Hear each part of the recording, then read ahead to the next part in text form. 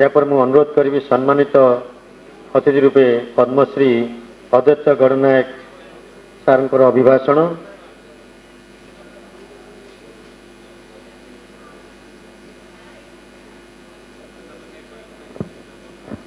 मंच को भूमिष्ठ प्रणाम, समस्त को प्रणाम।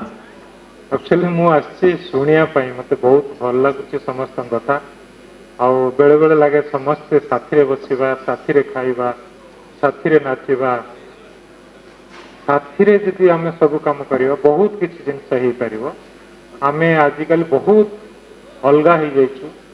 आम भी गोटे मंच बसीचु किंतु सबू इंडिविजुअल तेणु ए हाई टाइम हो जाइए आम समस्ते मिसवा ताहले आम गोटे सुंदर दुनिया तैयारी करि परिबा जोटा आम कोणार्क करथिले आम सेठे भी देखिले सेठे साइंस कथाबार्ता करछि, सेठे एस्ट्रोनॉमी कथाबार्ता करछि, सेठे लिटरेचर ट्रेड समस्ते मिसिक गोटे सुंदर आटमोस्फेयर करथुले जोटे जे भी किसी कॉन्सेप्ट नेगिरि आनथुला तार रिजल्ट नेगिरि जाउथुला।